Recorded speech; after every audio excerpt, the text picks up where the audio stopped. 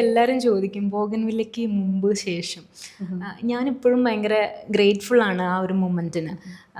നല്ലൊരു കാര്യം സംഭവിച്ചു, ഈ പറഞ്ഞ പോലെ ആഗ്രഹിച്ചിട്ടുണ്ടാവും നമ്മൾ, പക്ഷേ ഇത്ര പെട്ടെന്ന് പറ്റുമോയെന്നൊന്നും അറിയില്ല.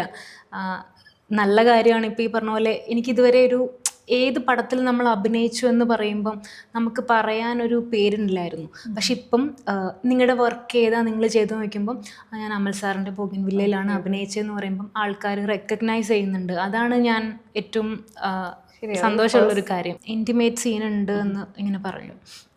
അപ്പം പിന്നെ സെറ്റിൽ പോയി സാറിനെ കണ്ടു, കോസ്റ്റ്യൂം ട്രയലൊക്കെ കണ്ടു. അപ്പം എനിക്കതിൽ ഏറ്റവും ഞാൻ ഗ്രേറ്റ്ഫുൾ ആയിട്ടുള്ളൊരു കാര്യം, എന്നോട് സാറാണ് ഷോട്ടിന് മുമ്പ് ഡയറക്റ്റ്ലി വന്ന് ചോദിച്ചത്, പറഞ്ഞത്. അതായത് നവീന ഇങ്ങനെയൊക്കെയാണ് നമ്മൾ എടുക്കുന്നത്, ഷോട്ട് ഇങ്ങനെയാണ്, ഈ ആംഗിളിൽ നിന്നാണ്, നവീനയുടെ കോസ്റ്റ്യൂം ഇതാണ്, കംഫർട്ടബിൾ അല്ലേ? അപ്പം എനിക്ക് പറയാനുള്ളത്, ഞാൻ ആ സെറ്റിൽ ഭയങ്കര കംഫർട്ടബിൾ ആയിരുന്നു. ADs ആവട്ടെ, നീതു, അമൽ എന്നൊക്കെ പറഞ്ഞിട്ടുള്ള ADs ഉണ്ടായിരുന്നു.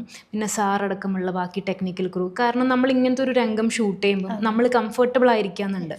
അപ്പം ഞാൻ ആക്ച്വലി ഭയങ്കര കംഫർട്ടബിൾ ആയിരുന്നു ആ സെറ്റിൽ.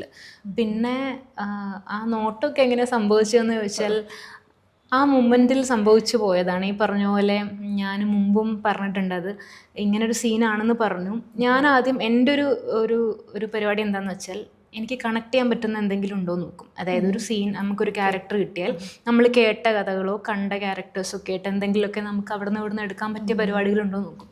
അപ്പം ഇങ്ങനത്തെ ഒരു പരിപാടി പറഞ്ഞപ്പം എനിക്കൊന്നും മനസ്സിലാവുന്നില്ല, എന്ത് ചെയ്യണം. ആ നോട്ടം ഇമ്പോർട്ടൻ്റ് ആണ്. അപ്പോൾ എനിക്ക് ഭയങ്കര സ്ട്രെസ്സായി, ഇത് എന്ത് ചെയ്യും. അങ്ങനെ ഞാൻ ഈ പറഞ്ഞ പോലെ ഒരു ബാക്ക് സ്റ്റോറി ഉണ്ടാക്കി. ഓക്കെ, അങ്ങനെ അത് ആ മൊമെൻറ്റിൽ വർക്കായതാണ്, ആ സ്പോട്ടിൽ സംഭവിച്ചൊരു കാര്യമാണ്.